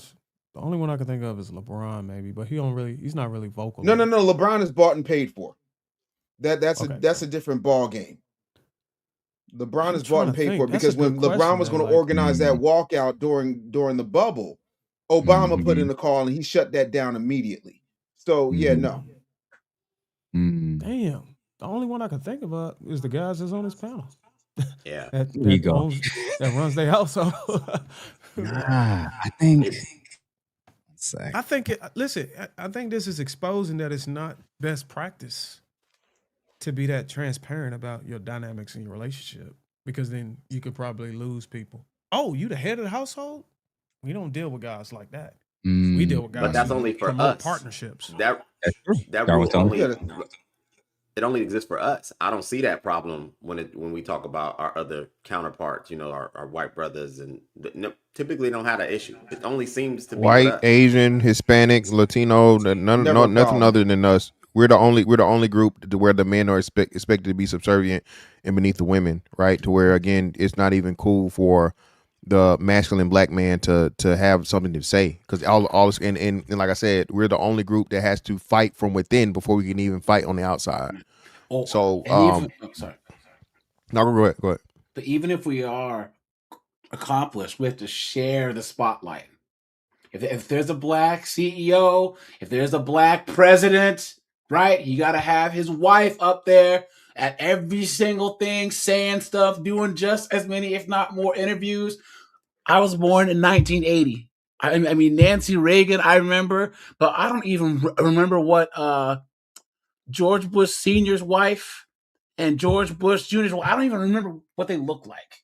You know what I'm saying? Like, I just, because they was chilling in the cut. But yeah, Hillary, she was there. But Michelle was up there with Barack the entire time. And other men look at black men and they're like, what are y'all doing? The Middle Eastern man, his wife, she's covered up. You really don't know what the Middle Eastern man's wife looks like, right? But they look at us and like, even an accomplished black man who's done every single thing possible, made all the right moves. Once he is with a black woman, he has to share the light. He has to share the space. He has to run decisions by her. And how do you earn the respect of any non-black peers or any non-black group of men when you have that extra hurdle in your way? It doesn't make any sense. Yeah, damn. Real quick before we continue on, Demetrius, thank you for the $5. The dollar is about to go digital and the financial system is changing, and we're talking about bonnets. We're cooked.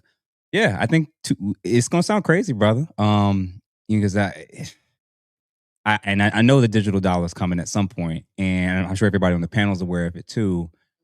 When we don't put ourselves in the position to where a year from now we're in a drastically different place collectively, 5 years from now, between now and 2030, you're gonna have the same people arguing about bonnets, and other groups are advancing and building like everybody else. Again, they got the Chinatowns, and again, you can point to history of all the different forms of sabotage, brother. It's 2026.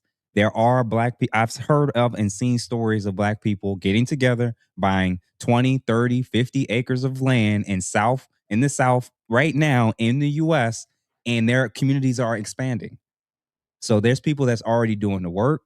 There's people that's working abroad. And then there's people who, are getting caught up in things that it's unfortunate, man. But thank you for the $5 nonetheless.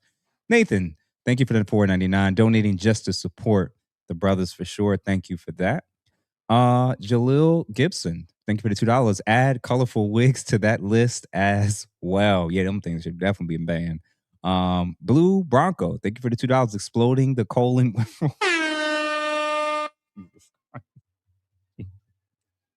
Peg, it will come back to you.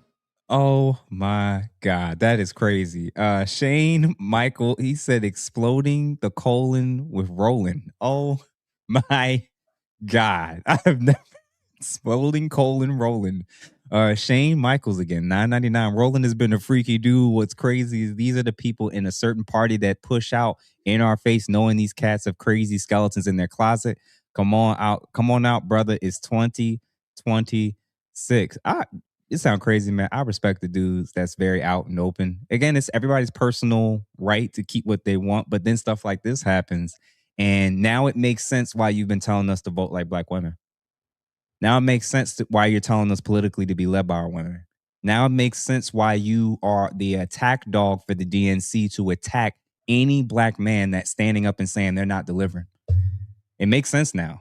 It actually makes it's total sense. He be Roland, still human made. Thank you for the $2. Brew Bronco, I'd rather root for the Sixers than listen to Roland.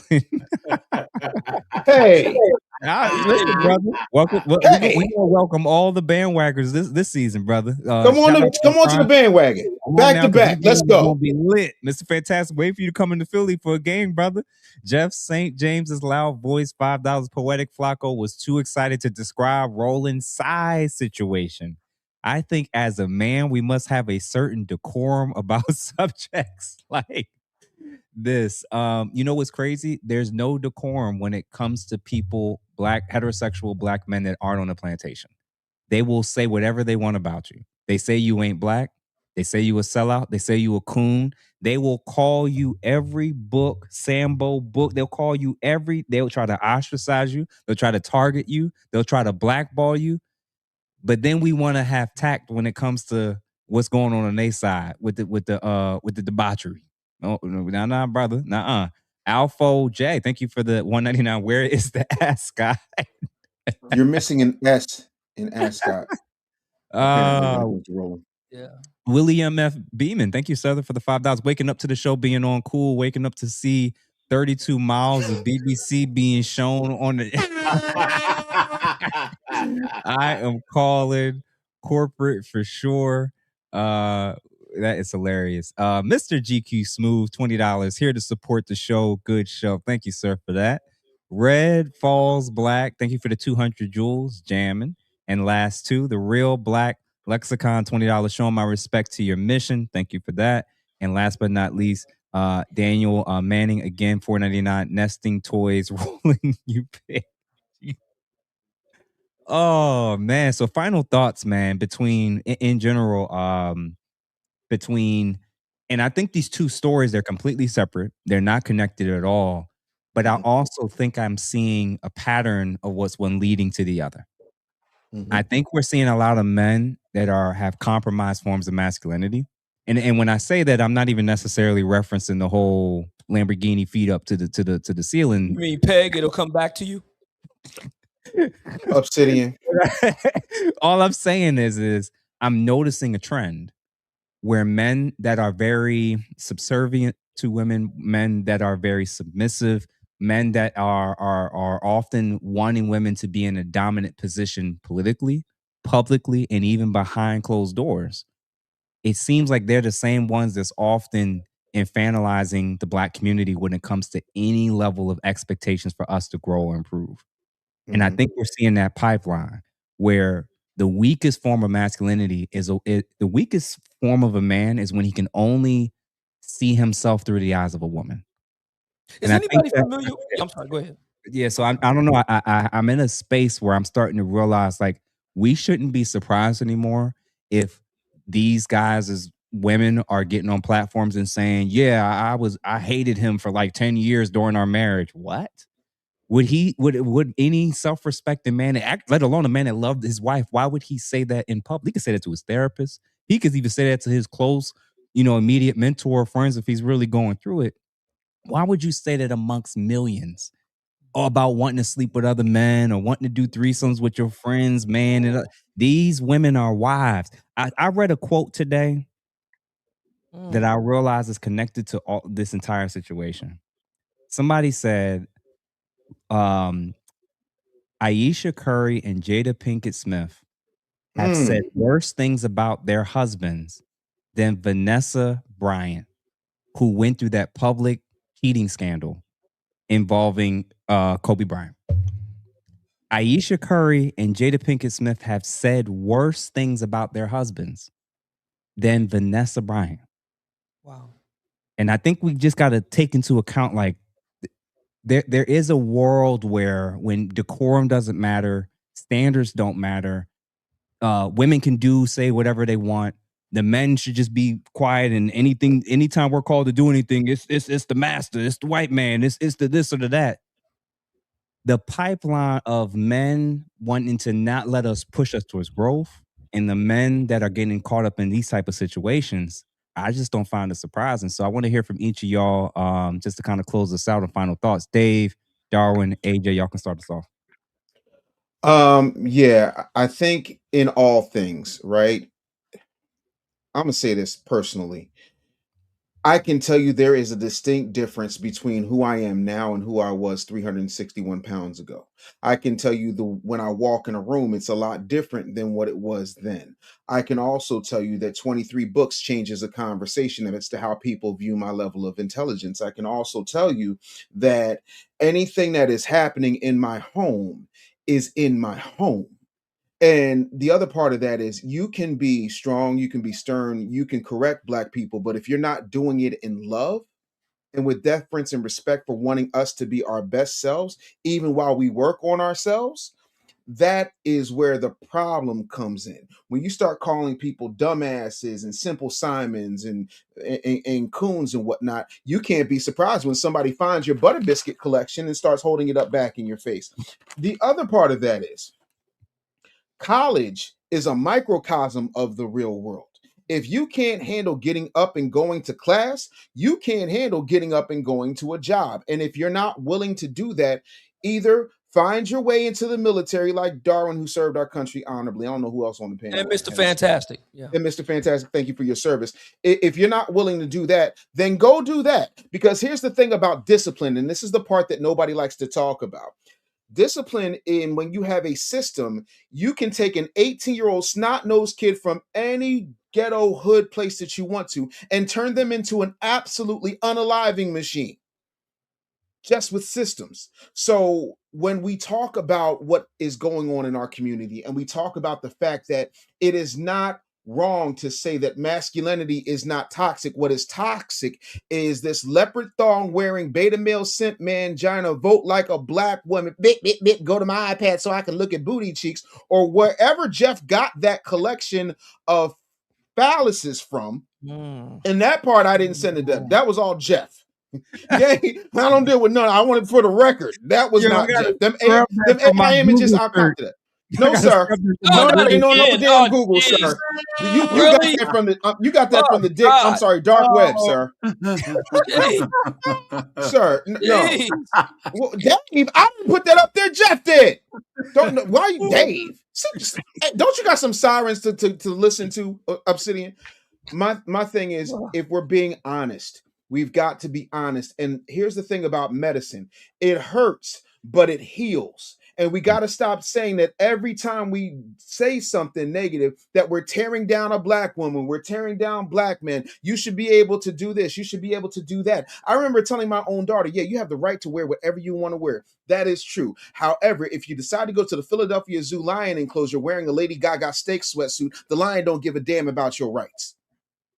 That's what it is. When you paint yourself out to be a hero or a saint, you get set up like that. And the second you got off of the agenda of the people who are paying you multiple six figures, and y'all know that part is a fact, maybe, just maybe, they held something back. When you are independent and you don't have a master, nobody can make you a slave. If you get ahead of your narrative, can't nobody hold you back. Everything that is happening both at Tuskegee and with Pink Panty Leopard Thong Man is happening because of a lack of standards and a lack of understanding when it comes that you can critique in love. You can still be funny. You can be all of those things. But if you're not willing to put yourself in a position to understand and lead with a certain level of sympathy and empathy, y'all can say whatever y'all want about me, but I ain't never forgot where I came from. And I never forgot who I am and whose I am. My last name is Anderson, and I stand on that. Period, point blank. Peg, it will come back to you. Oh, Lord. I tried. By the way, there's another really good Philly. song. It just came to me that also came out in the 1970s. I don't know if anybody's a Doors fan, The Doors, but The Doors had a really good song called Backdoor Man. Anybody hear that one? Bro. I knew he was going to go there. Bro. This is the problem when you have a damn near 60-year-old man on this panel who has absolutely no chill. This is what happens when you have a man that's doing a Black Manosphere conclave. He has absolutely no chill. By the way, is Roland on the guest list for the Black Manosphere conclave? No, we don't have any backdoor action for him. So I'm I'm sure we can get Butter Biscuits to sponsor his trip out there. There's a no Lambo legs policy.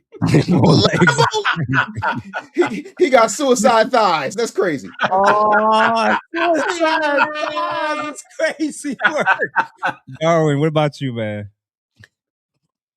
And all I gotta do is say, y'all gotta learn how to let people get pegged in peace, man. What? Let that man get pegged in peace. Listen, y'all can find me on Instagram, Dar McPherson, TikTok. I'll be coming back to YouTube shortly. I'm on, what's the other one? Twitter and I lost my count on Twitter too. But I'm on Threads. Pegged in peace. But y'all go let that man get pegged in peace, man. And that's all I got to say. We'll come back to you. Dave thinking about a song already. AJ, what about you, bro? Yeah, just the first guy that you had on the screen when I jumped on, he was trying to say that a dress code might discourage students from going to college. And one of the things that as Gen X, we were a generation that was really pushed to go to college. Like college is the only way. If you don't go to college, there's something wrong with you. If you're going to join the military or do a trade, there's something wrong with you, right? And look at Gen X, and millennials, the student loan debt, especially with women. You know what I'm saying? Like maybe we need to take a look at and say, look, what is best for people? Is college the way? Because I do good at my day job, but the two guys I know who make way more than me, they didn't go to college and they're self-employed. So there's other options and that guy's whole narrative made it seem like that old school, well, we need to uplift ourselves by going to college. Like that's the only way. And that's a very, very dangerous message to tell these young people nowadays, especially with this economy and the cost of tuition, right? And then the other thing is, there was a guy, he's in his 50s, so he was older than me, who I work with, and he would wear his suit, but he had Jordans on. And I said, you're a 57-year-old brother, and you got a nice suit, but you got Jordans on. I said, why? And he was just like, this is not understanding what's going on. I'm like, if you're wearing Jordans with a very nice suit and a nice watch, I said, and you're around other men that are, they got the nice Italian shoes on. And I said, why do you have to do that? He's like, why? I shouldn't have to. It's like, you don't really have to do anything. You can just choose to be self-employed. If you don't want to play the game, guys, you don't have to, but you better have the resources to take care of yourself and build your own stuff up. That's all. You don't have to do anything, but you got to be able to support yourself. So, but yeah, I'm on Facebook, Twitter, and YouTube. That's AJ Rants. I appreciate you guys. Okay. Somebody from Roland's team coming for Dave in the chat, ain't it? Oh man, True, Mamiya, and then Mr. Fantastic. No, it was a good show tonight. Thanks for having me. I'm proud for the institutions like your Tuskegees and other institutions alike that are now going out and being very forward with new standards. Because it's simply put, it's just not necessary to have pajama attire out in public at institutions that are supposed to represent future leaders of America. So like AJ said and other brothers alike, if you don't want to subscribe to a higher level of living, then create your own lane. we'll support it. You can wear all the bonnets and do-rags and flip-flops you want to, but for those of us who are living in the real world and strive for excellence and sustaining our image from a positive manner, yeah, we on this side with it. So thank you for having me. As far as Roland and all his interactions in the bedroom, y'all said plenty to how that goes, so I'll leave that where it is. But thanks for having me. Oh shoot! I knew he was going to share the screen again. I'm like, Jeff, don't just not right. It's just not right. But Jeff, I guess shout out to Haiti. Jeff, you are a low-key suspect for doing us like that. You please warn us prior to displaying anything like that again. Obsidian and Mr. Fantastic. I'll just read here briefly. Your man eat your dinner, eat your pork and beans. I eat more chicken than any man ever seen. Yeah. I'm a backdoor man. Whoa.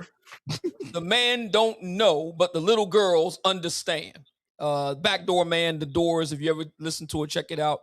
Great song from their debut album, 1967, The Backdoor Man. I think that's an appropriate way to take us out, given tonight's topic.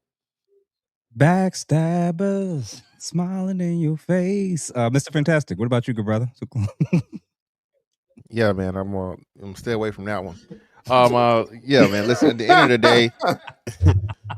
of the day, man.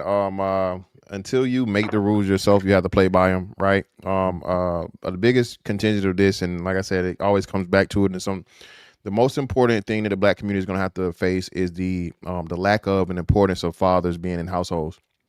Fathers are the ones that instill, hey, that's just the way it is. The rules are the rules, and you have to do shit you don't want to do, in order to make it in this world. A lot of these kids have a liberal mindset. A lot of these kids are raised without fathers, or mostly by mothers, to where, oh, I shouldn't have to, and all these different things, and they always think of how things should be versus things how it actually are, right? And that's how men understand. Professionalism is a thing, man. There's a time and a place. And like I said, I think Black people need to just become more comfortable with the realities of professionalism. And like I said, if you don't want to do that, by all means, do your own thing. On the other part of it, man, listen, man, we gotta have this straight man. I know, shout out to Obsidian and the Black Manosphere Conclave. We gotta have the straight nigga convention, bro. I'm sick of this. All right, there needs to be an official straight nigga convention so we can reestablish the rules. Okay, straight men don't get penetrated. Okay, and there's several other things I'm not gonna go into in depth. But hey, man, these young kids out here are confused because of all of these, pro-rainbow policies and ideologies, and like, nah, man, it's just certain shit. A straight man only deals with biological women, and a straight man don't have his legs in the air. Now I'll leave it at that. Brother, we may actually have to do an actual conversation on that, because I went to a party last year, and it was about 30 couples in there, and it was a card game, and they asked, let's see who's on it. They asked who had ever what was it, got they gooch licked and something like that was what the card was. You know that there was multiple couples raising their hand in the midst of all of us. And I was like, in my head, I was like, even if you enjoy that, why would you? So you're right that I'm really reevaluating. Like, I did not realize when women I'm gonna give women this. Their numbers are definitely crazy when they're saying like 90% of Black men are gay and all this nonsense. There's a lot of men that's doing this type of activity, and I did not know this 2 years ago. But that's different than what Roland was doing, right? Well, this argument, Darwin. When you start down there, where you're allowing a lot more attention and activity, it's a slippery slope. That's what he's trying to say. It is a slippery slope once you even in that ballpark. So if you requesting that, if you're in a crowded room and publicly talking about enjoying that means pegging is not that far. TMI, right? Pegging is not that far. It will come back to you. It'll be all in 3D. Yes. I mean, y'all been married for X amount of years. I mean, y'all significant other ain't never slipped off the ball. Ain't no slip. Ain't no slippage. As you said that at that party, ain't no slippage. That's the problem. And they couldn't believe they couldn't believe when I was like, my wife was sitting right next to me. I was like, absolutely not. I'm not down with that. I'm not cool with that. And it was like, man, I said, I don't need a description, brother. I'm good. And it was like they're trying to convince me, and I'm like, they're trying to sell you on it though. This is why when y'all making these arguments about what women can do to y'all, and it don't really count because a woman's doing it. And I was like, listen, brother, if the sensation feels very similar, it's not going to be that hard for you to go, no pun intended, to go from a woman doing it to a man doing it. If you come on now, hold on. Jeff, I keep trying to tell him, Jeff, it's certain things, brother, like you never go from weed to crack, because once you go from that, you can't come back. And if there's anything that feels better than a natural, you know what I'm saying, explosion inside of a woman, I want no parts of it, bro. I want no parts of it, bro. I want no parts. Weed to crack. What about crystal meth? How about that? None of that. No. Black people leave the white people drugs alone. If you go to a certain level, there's no coming back down. And a lot of brothers, man, again, man, once you get that now, that's the only way you can, that's bad, man. It's all bad, bro. And what's worse is how much skin did she have to? Oh my God, move aside. Never mind. That's crazy work, man. Crazy work. That ain't the crack. That's the Grand Canyon. You know what I'm saying? To close us out, man. Alpha J, thank you for the $4.99. Poor foresight. Who profits from bonnets, extensions, do-rags, spider lashes, and raptor claws? Tossing money out of the most educated community. Thank you for that. Blue Bronco, thank you for the $2. Hillary stood by Bill 2. Still can't stand them. This is true. This is true. Stacy Key. Oh, we already did that one. Blue Bronco again. Wyclef and Roland are on a mission trip. Interesting. I don't know what that's in reference to. Appreciate the show, fellas. Thank you again. And thank you everybody that tuned in. And shout out to all the people that gave, that liked this, that shared it. We got up to a decent number of people that tuned in. And guys, if everybody doesn't know, it's every Wednesday, 8:30 Eastern Standard Time. We run like clockwork. And thank you, Stacy, for that. And then Slim, thank you for the $5. There's a severe shortage of people in the trades. Many will pay $100K to create self-sufficient community. We need grads and trades for farms, clinics, etc. I agree. I might be even looking into it for myself in 2027 as well. So to close us out, thank you, everybody. I'm going to play a video to close us out, just to kind of think about for those that maybe is still a little conflicted about the original first topic. And we'll see y'all bright and early next week. And make sure that y'all follow and support every man that you see on this channel today. So thank y'all, and we'll see y'all on the other side. Peace. I wanted to take some time to express my thoughts on what's going on with the dress code at Tuskegee University, right? So I'm a proud graduate of Tuskegee University 2017. In my time when I was there, we took pride in dressing up. We wanted to look good. We wanted to throw on a suit and look as good as we could, right? Especially on a fried chicken Wednesday or fried fish Fridays. Like, we are walking in the caf 12 o'clock on the dot like it's a fashion show. We want to be seen because we know we put that ish on, right? So I've always, and my peers always, took pride in looking good and trying to look as best as you could. So I'm all for what the president is doing, enforcing that dress code, even though it's not new. Because when you think about it, when you're in high school, you're not going to class with do-rags and bonnets on, right? When you graduate, you're not working in corporate America or wherever industry you're working in. You're not going to be wearing do-rags and bonnets. I'm just saying. In my opinion, I think it looks ghetto. And to be out in public with that's not really a good look. So for what the president is doing is making sure that all of our students look presentable, especially if we have alumni or we have visitors coming to campus. You don't want visitors seeing our students walk around campus with bonnets and do-rags on. That's not a good look, right? We are a prestigious university, right? And we should be held to that standard, especially when it comes to appearances. So again, I have no issue with it. I don't understand what the uproar is. So I'm curious to know y'all thoughts. Like, do y'all agree with what the president is doing or not? Like, I definitely, I like what he's doing. I don't see nothing wrong with it. And that's not a hard rule to do. On the Tuskegee dress code situation, I want you to hear me clearly. If I ever find out one of my 4 went to class in a bonnet or a do-rag, I'll bust your head to the white man. somebody's getting cussed out. Okay? And spare me the professors are forcing kids to conform to white expectations argument. That is disingenuous. Our Sunday best was never for white people, okay? There were no white people in our churches. Presenting well was for us, by us, and it was about us.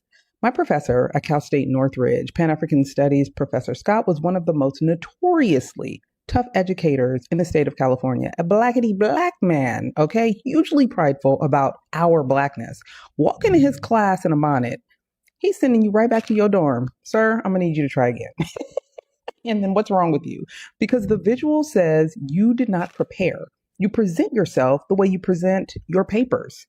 And this protective style defense, what exactly are you protecting if all we see is the protection and never the style? You are fighting for the right to be unprepared. Lazy battle, okay? Lazy battle. My kids hear it constantly. My expectations of you never change. Represent yourself and this family well every time you walk out the door. And that's it. I don't care what the situation is. So I want you to tell me in the comments, fashion statement or unprepared? Or were we just raised different? Tanya is my name and controlling the narrative is my game. I want you to hit subscribe because if you don't control the narrative, the streets will, and it will not be in your